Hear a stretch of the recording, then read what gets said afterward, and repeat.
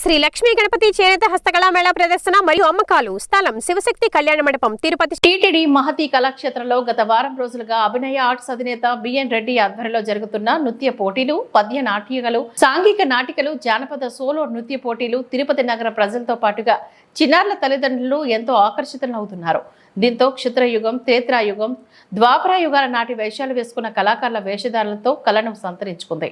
జడ్జిలుగా శ్రీనివాసులు వ్యవహరించారు.